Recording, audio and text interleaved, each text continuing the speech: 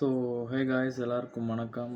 ரொம்ப நாள் கழிச்சு ஒரு வீடியோ. ஸோ எதுக்காகன்னு பார்த்தீங்கன்னா, ரீசெண்டாக இல்லை, இப்போது ஜஸ்ட் நவ் நான் வந்து ஒரு மூவி பார்த்துட்டு இருந்தேன். ரொம்ப சாட்டிஸ்ஃபைடாக இந்த இயரில் வந்து பார்த்த ஃபிலிம்னா, ரொம்ப என்ஜாய் பண்ணி பார்த்த ஃபிலிம்னா வந்து லப்பர் பந்து.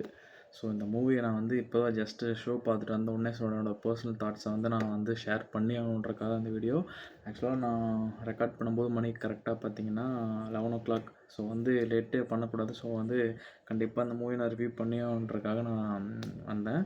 ஸோ என்னென்னு பார்த்தீங்கன்னா, ஒரு தமிழரசன் பச்சைமுத்துன்றது தான் இந்த படத்தோட டேரக்டர். ஸோ வந்து இவர் வந்து நம்ம வந்து கொண்டாடணும். கண்டிப்பாக இந்த படத்துக்கு அப்புறம் மேலும் மேலும் நிறைய படங்கள் பண்ணணுன்ற நான் வந்து வேண்டிக்கிறேன். ஸோ இன்கேஸ் யாராவது வந்து அவரோட ஃப்ரெண்ட்ஸாக இருந்தீங்கன்னா கண்டிப்பாக வந்து அவர்கிட்ட இந்த வீடியோவை ஷேர் பண்ணுங்கள். ஸோ அவரோட பெரிய ஃபேன் ஆகிட்டேன் நான்.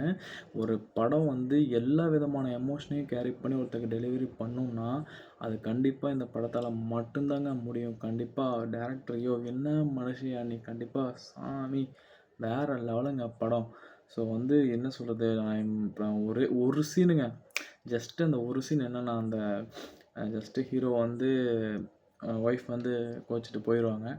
அதுக்கப்புறம் அவங்க திரும்பி என்ட்ரி ஆனதுக்கப்புறம் வந்து தினேஷ், அட்டக்குது தினேஷ் என்ன மனுஷன் அப்பா, கண்ணில் ஒரு 2 சொட்டு இன்னையும் அழுவுறேன்ற ஒரு டைலாக் தாங்க. என் கண்ணில் தாரையாக கண்ணி வந்துருச்சு. அப்படியே அந்த எமோஷன்ஸை வந்து நமக்குள்ளே கடத்தி என்னமோ பண்ணிட்டாருங்க மனுஷன். உண்மையாலுமே சொல்கிறேன், ரியலி வெரி வெரி ஒர்த்து. இந்த வருஷத்தோட பிளாக் பஸ்டர் அடித்து சொல்கிறேன் பாருங்கள், இந்த படம் தான். லப்பர் பந்து இஸ் ஜஸ்ட்டு ஒரு ஹோல்சமான மூவி. தயவு செஞ்சு யாரும் இந்த படத்தை வந்து மிஸ் பண்ணிடாதீங்க.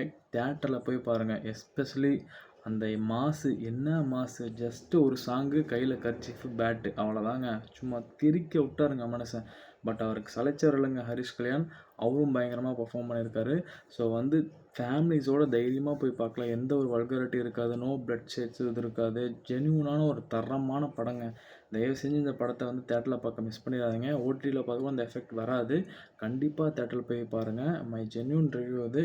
கண்டிப்பாக அந்த படம் உங்களுக்கு ரொம்பவே சாட்டிஸ்ஃபை பண்ணும். ரீசன்ட் ஃபிலிம்ஸில் வந்து பெஸ்ட்டாக அந்த 2024 பெஸ்ட்டு ஃபிலிம்னே நான் அதை கண்டிப்பாக சொல்லுவேன். ஸோ அந்தளவுக்கு வந்து எல்லா விதமான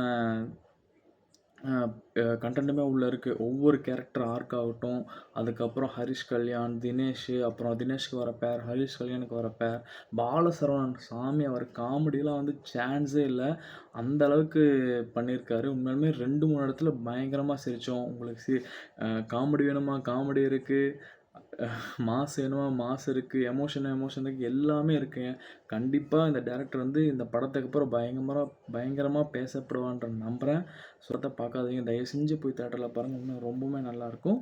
அண்டு இனிமேலும் நம்ம சேனலில் வந்து அடிக்கடி வீடியோஸ் வரும்னு போன வழியில் சொல்லியிருந்தேன். பட் இனிமேல் போட ட்ரை பண்ணுறேன். ஸோ எப்பவும் சொல்கிறது தான், நீ யாராவது நம்ம சேனலை சப்ஸ்கிரைப் பண்ணாமல் தான் மறக்காமல் சப்ஸ்கிரைப் பண்ணிடுங்க. அப்போ தான் நான் போடுற அப்பப்போ இந்த குட்டி வீடியோஸ் நீங்கள் பார்க்க முடியும்.